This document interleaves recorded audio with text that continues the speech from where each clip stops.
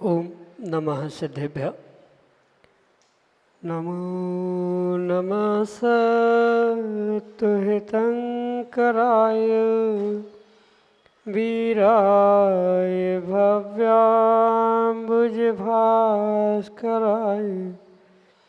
अनंतलोकाय सुरार्चिताय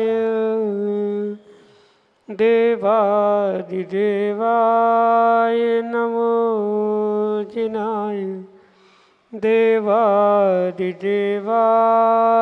नमो जिनाय। पंच परमिष्टि भगवान की परम पूज्य आचार्य भगवंत गुरुवर विशुद्ध सागर जी महाराज की परम पूज्य मुनि श्री सुप्रभ सागर जी महाराज की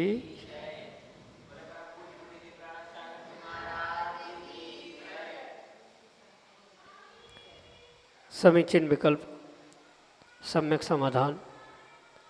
विकल्प की समीचीनता ही सिद्ध करती है कि जो समाधान हमें प्राप्त होगा वह निश्चित ही हमारे कल्याण के लिए एक कार्यकारी उपाय साबित होगा।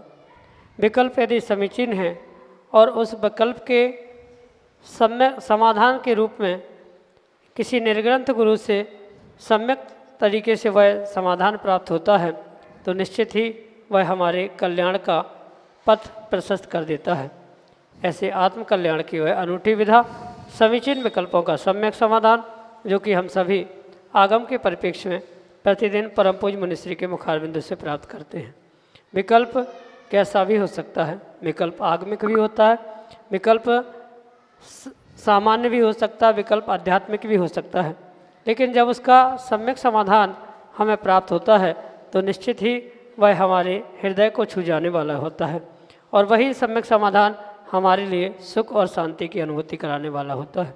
तो आप भी अपना विकल्प परम पूज्य मुनिश्री जी तक प्रेषित करें और उसका सम्यक रूप से समाधान प्राप्त करते हुए अपने कल्याण का मार्ग प्राप्त करें। प्रारंभ करते हैं आज का सम्यक समाधान और आज के पहले विकल्प के लिए श्रीमती चंदा जैन, डॉक्टर मगन जैन, आष्टा मध्य प्रदेश से महाराज श्री के चरणों में कोटि कोटि नमोस्तु निवेदित करते हुए अपना समीचीन प्रश्न रख रहे हैं कि महाराज जी, धन की संपन्नता अहंकार को जन्म देती है, वही मन की संपन्नता संस्कार को। अस्तु मन की संपन्नता के लिए कौन सा उपाय हमें करना चाहिए? हमारे समीचीन विकल्प का सम्यक समाधान करने की अनुकंपा करें। नमोस्तु महाराज जी, नमोस्तु। ओम नमः सिद्धम। परम पूज्य आचार्य भगवान गुरुवर विशुद्ध सागर जी महाराज की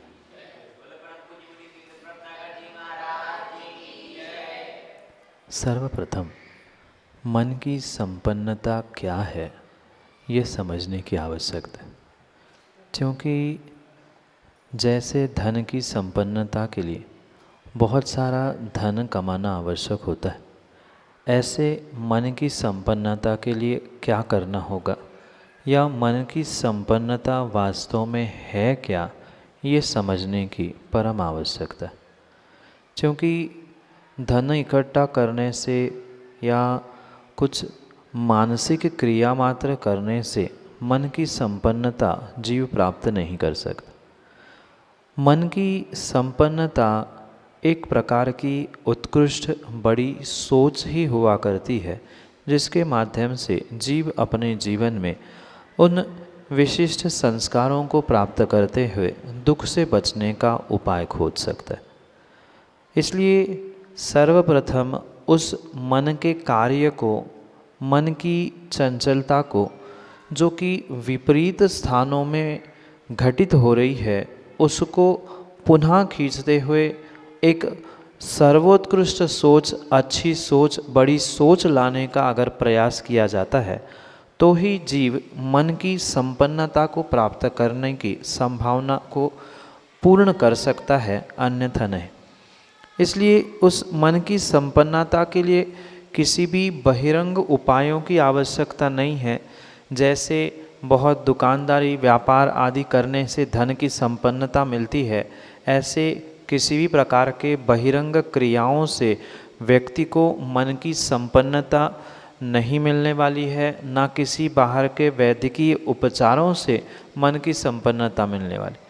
पूर्ण रूप से बुद्धिपूर्वक जीव जब अपने स्वयं के मन के बारे में, अपने सोच के बारे में सोचने का प्रयास करेगा, उसे बड़ा करने का प्रयास करेगा, तभी वह कुछ अंशों में मन की संपन्नता को या मन की विशेषता को प्राप्त करने की संभावना है। ऐसे मन की संपन्नता और मन की विशेषता को प्राप्त करने के लिए जीव को जो छोटे छोटे राग द्वेष और कषायों के निमित्त से परस्पर में होने वाले जो लड़ाई झगड़े हैं या वाद विवाद है, उनसे बचने की मानसिक तौर से पहले भूमिका बनाने की आवश्यकता है। क्योंकि मन में आया हुआ अगर जीव प्रतिपल वैसा ही क्रियान्वित करने का प्रयास करता रहे तो कभी भी वह सुख समृद्धि को प्राप्त नहीं कर सकता। इसलिए मन की समृद्धि, मन की संपन्नता को प्राप्त करने के लिए आप अपने स्वयं के सोच को विकसित करते हुए ये निर्णय करें कि जो छोटी छोटी बातों को लेकर, छोटी छोटी सोच के कारण परस्पर में वाद विवाद या परस्पर में जो लड़ाई झगड़े होते हुए देखने में आते हैं, उनसे कुछ हटते हुए कषायों से रहित, राग द्वेष से रहित अपने आप को अपने लक्ष्य की ओर स्थिर करने का पुरुषार्थ करना ही अपनी सोच को बड़ा करना है। भले ही सामने वाला हमारे साथ कैसा ही बर्ताव करे, कैसे ही हमारे बारे में सोचे, पर हम किसी के भी बारे में बदले की भावना से वैसा ही करना नहीं सोचना, उसका भी कल्याण हो ऐसा सोचना ही वास्तव में मन की संपन्नता है। क्योंकि सामने वाला क्या कर रहा है, क्या सोच रहा है, उसका उसको फल पुण्य पाप रूप मिलेगा, पर मैं उसके बारे में वैसा ही विपरीत सोचूंगा, उल्टा सोचूंगा, तो मुझे आने वाले जीवन के लिए बहुत दुख मिलने वाला है। ये निर्णय करते हुए कोई कुछ भी कहे, कोई कुछ भी करे, पर मैं सबके लिए धर्मात्मा बनकर ही पुरुषार्थ करूँगा, ये ही वास्तव में मन की संपन्नता बड़े सोच के माध्यम से आप प्राप्त कर सकते हो। मात्र इतनी ही नहीं, अपितु अनेकानेक उपाय भी आप इसके लिए कर सकते हैं। जैसे गुरुओं के दर्शन करने से, जिनवाणी के स्वाध्याय करने से भी कुछ अंशों में आप अपनी मन की दृढ़ता और मन की संपन्नता को विशेष कर सकते हैं, जो आपकी सोच को बढ़ाते हुए आने वाले समय के लिए बहुत अच्छे संस्कार देने के लिए निमित्त बन सकती है। ऐसे बहुत सारे धार्मिक कार्य ही नहीं, अपितु जीव दया के भी कार्य करते हुए हम अपने मन को संतुलित और संपन्नता की ओर ले जाने का प्रयास कर सकते हैं। यही आपके लिए सम्यक समाधान। श्रीमती मिली जैन, गाड़रवाड़ा, मध्य प्रदेश से अगले समीचीन विकल्प के लिए। गुरुदेव के चरणों में बारंबार नमोस्तु नमोस्तु। हे गुरुवर, मेरी शंका है कि रावण के गुण दोषों के बारे में तो सभी जगह पढ़ा और सुनने को मिलता है, लेकिन रावण के कुछ ऐसे गुण भी होंगे जिनका हम अपने जीवन में उतार के अपना कल्याण कर सकें। ऐसे गुणों की ओर प्रकाश डालें, मेरे समीचीन विकल्प का सम्यक समाधान प्रदान कर मुझे मार्गदर्शन दें। नमोस्तु गुरुदेव। अगर वास्तव में देखा जाए तो माँ रावण के एक दो चार गुण नहीं थे, अपितु वह सर्वगुण संपन्न था। मात्र और मात्र एक अहंकार और परस्त्री को प्राप्त करने की भावना से ही वह नरक पहुंचा है। अगर उसके पास गुण नहीं होते तो वह इतना बड़ा पंडित, इतना बड़ा ज्ञानी कैसे हो सकता। ऐसा आचार्यों ने आगम ग्रंथों में लिखा है कि अगर थोड़ा सा उसे समय और समझ मिलती और अपने वह अहंकार को छोड़ता तो इतनी शक्ति, इतने गुण, इतना ज्ञान, इतनी तपस्या उसके पास थी कि वह उसी भाव से मोक्ष जाने की शक्ति रखता। पर वह जो सत्य को जानने के बाद भी सत्य को ना मानने की स्थिति अहंकार के कारण से उसके भीतर प्राप्त हुई थी, ये भी वो जानता था। एकांत में जब भी वह विचार करता था, अपने पांडित्य के बारे में, अपने अस्तित्व के बारे में सोचता था, तो वह यही सोचता था कि मैंने सीता का हरण किया, राम के साथ अच्छा नहीं किया, मुझे सीता को वापस करना है। पर जैसे ही भीड़ में पहुंचता था, जैसे ही सीता के पास पहुंचता था, सभी दरबारी या सभी लोगों के सामने पहुंचता था, पुनः उसका अहंकार जागृत होता था और कहता था बस एक बार मैं उसको जीत लूं, उसको हरा दूं, फिर मैं सीता को वापस कर दूंगा। ये सत्य वह जानते हुए भी कहीं न कहीं छोटा सा एक अहंकार रूपी कषाय का दोष, जो परस्त्री का सेवन ना करते हुए भी उसे नरक ले जाने के लिए निमित्त बना। ये क्या सर्वोत्कृष्ट बात नहीं थी? उसने तीर्थंकर आदि के चरणों में पहुंचकर नियम लिया था कि जो स्त्री मुझे नहीं चाहेगी उस स्त्री का मैं कभी भी बलात् सेवन नहीं करूंगा। मात्र इतने नियम से ही वह आने वाले बहुत सारे पुण्य प्रकृतियों को प्राप्त करने वाला जीव है।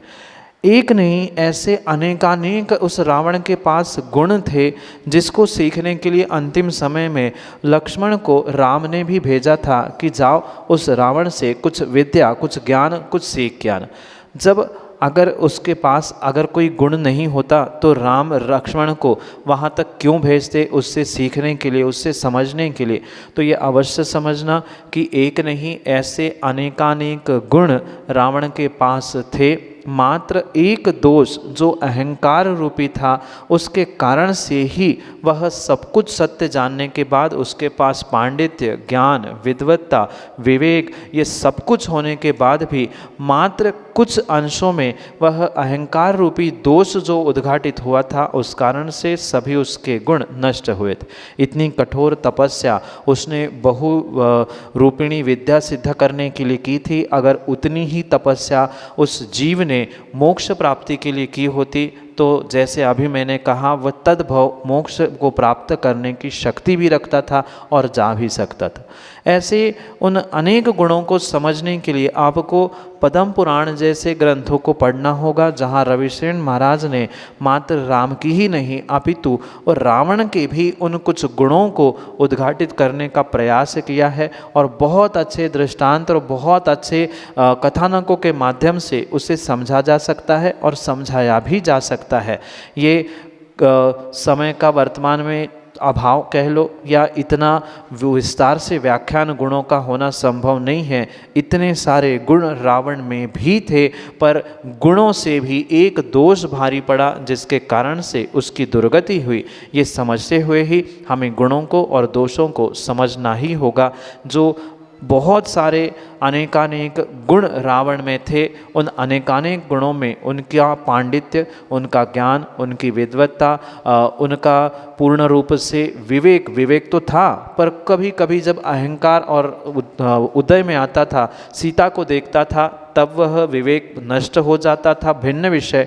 पर सामान्य रूप से प्रजा का पालन करना, शांतिनाथ भगवान का वो इतना बड़ा भक्त था कि जब भगवान की भक्ति करने में वह तल्लीन था, बजाते बजाते जब वह वीणा की तार टूट जाती है, तब वह अपने नस को निकालकर वह तार में वीणा में जोड़कर उसने शांतिनाथ भगवान की विशेष भक्ति की थी।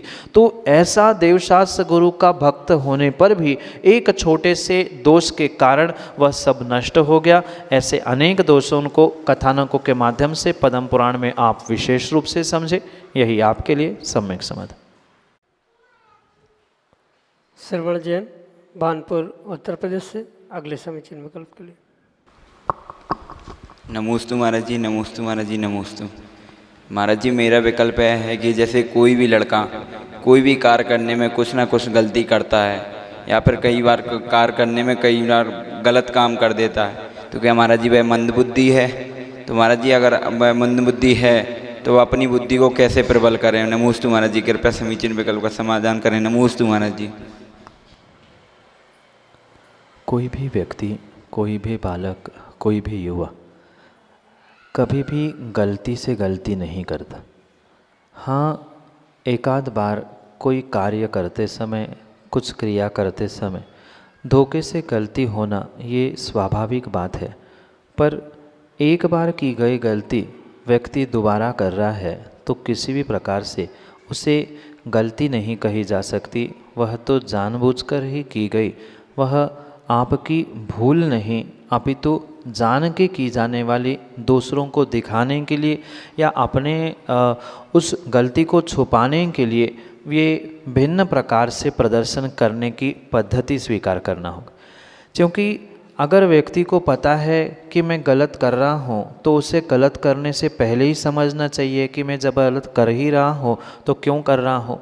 क्योंकि एक बार व्यक्ति धोखे से गलती कर सकता है, पर पुनः पुनः वही गलती या वैसी ही गलती प्रत्येक कार्य में करना ये कोई समझदारी नहीं है। और ये भी सत्य है कि वह व्यक्ति, वह बालक मंदबुद्धि भी नहीं है, क्योंकि मंदबुद्धि व्यक्ति कभी भी किसी भी प्रकार से गलती क्या कार्य ही नहीं करता।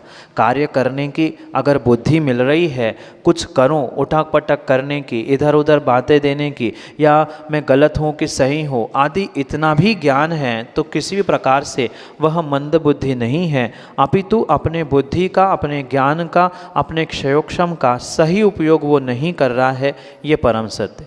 जहाँ उसको अपने बुद्धि को लगाना है, जिस विषय में, जिन क्रियाओं में जहाँ विवेक की, ज्ञान की आवश्यकता है, वहाँ अपने ज्ञान और विवेक को ना लगाते हुए अन्यथा उसका प्रयोग करना, ये ही सबसे बड़ी उसकी भूल है। और इसी कारण से पुनः पुनः अपने कार्यों में वह गलती करता है। ये जानबूझकर जब अपनी गलती ढांकने का समय आता है तो व्यक्ति कहता है मुझे तो पता ही नहीं था, मैं समझ नहीं पाया। पर अनजाने में कोई भी व्यक्ति बार बार गलती करता ही नहीं है। ये उसका जान के विवेक रहितपना है या बुद्धि का सही उपयोग नहीं है।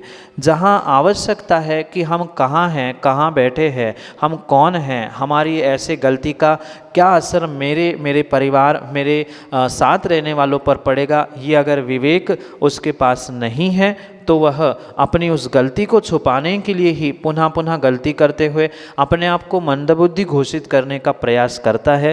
पर कभी भी गलती करने वाला, अच्छा कार्य करने वाला, दोनों भी मंदबुद्धि नहीं होते। जो मंदबुद्धि होते हैं वे कोई कार्य ही करने की शक्ति नहीं रखते, वे हाथ पर हाथ धरे बैठे रहते हैं। गलती की है मतलब समझदार है, पर समझदार होने पर भी समझ का समय पर प्रयोग नहीं कर रहे हैं, इसका ही मतलब पुनः पुनः गलती करना है।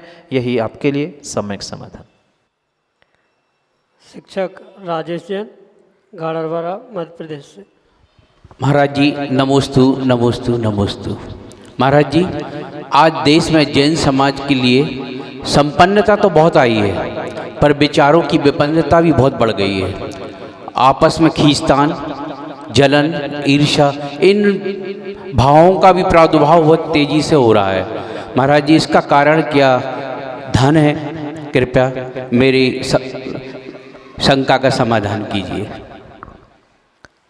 समस्या राजेश जी जानने की नहीं है, अपितु जानने के साथ मानने की है।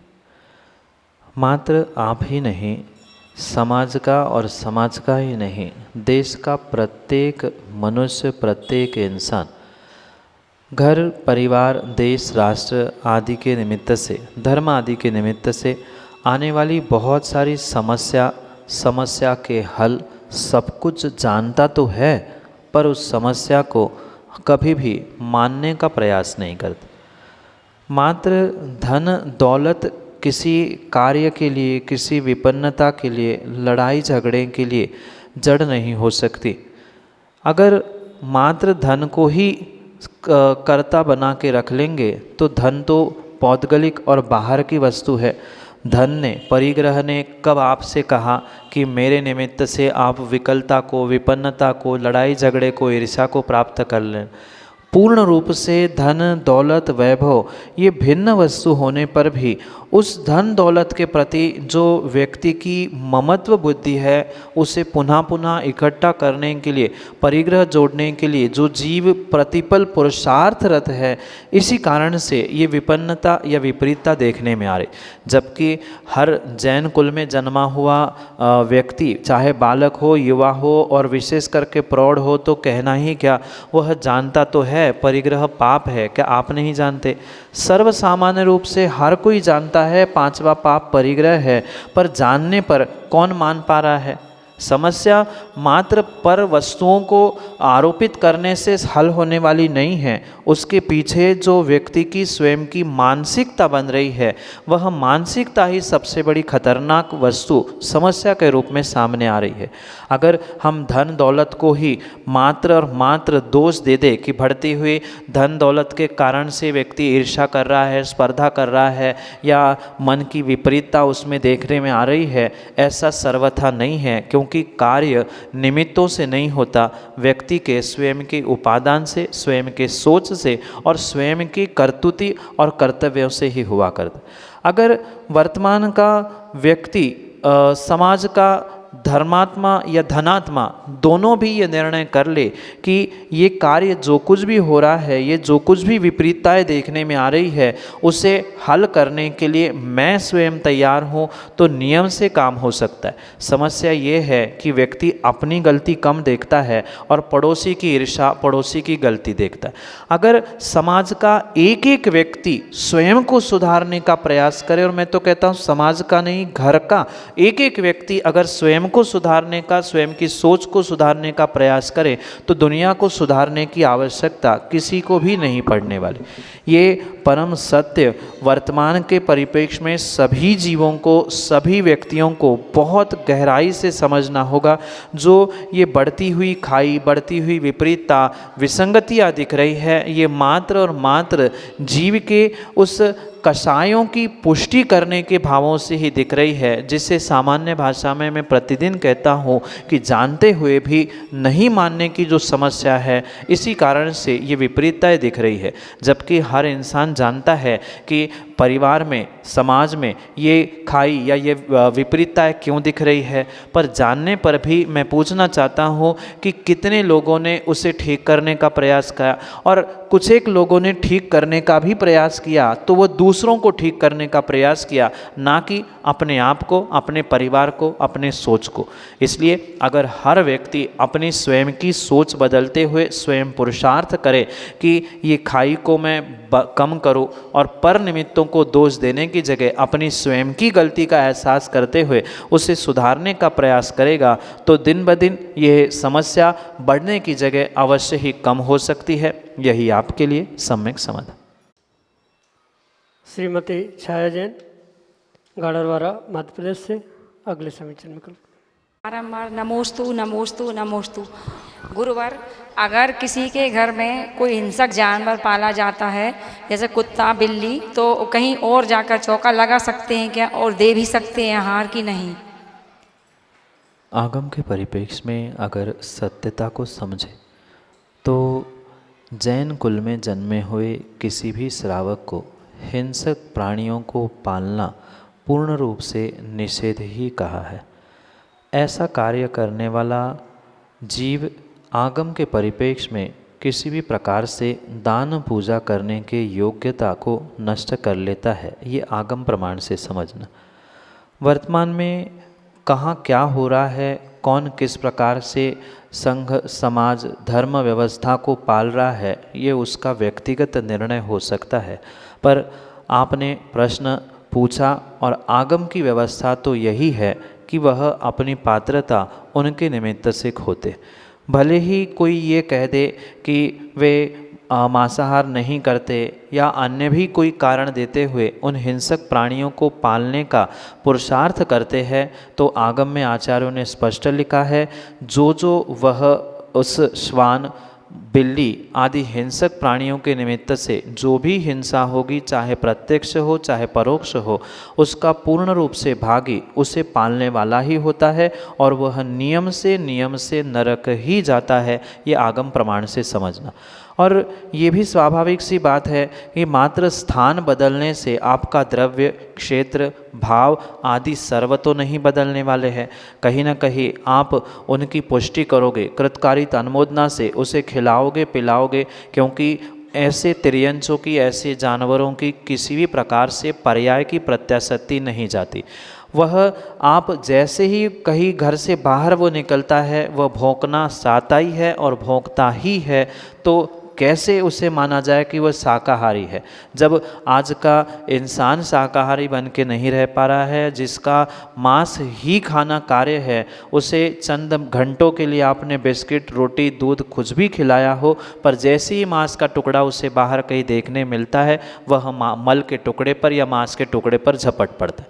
ये पर्याय की प्रत्याशक्ति है। इसके निमित्त से ये निर्णय करे कि उस स्थान पे तो किसी भी प्रकार से उनके परिवार में, उस कुटुंब में, उस मकान में किसी प्रकार से शुद्धि नहीं रह सकती, क्योंकि ऐसे त्रियंचों के शरीर में भी बहुत सारे ऐसे समूर्छन छोटे जीव होते हैं जिनसे उन कुत्तों को बचाने के लिए महीनों में, 6 महीनों में बड़े बड़े इंजेक्शन उन्हें देना पड़ते हैं। अगर इंजेक्शन नहीं दिए जाएंगे तो वह त्रियंच नहीं बचते।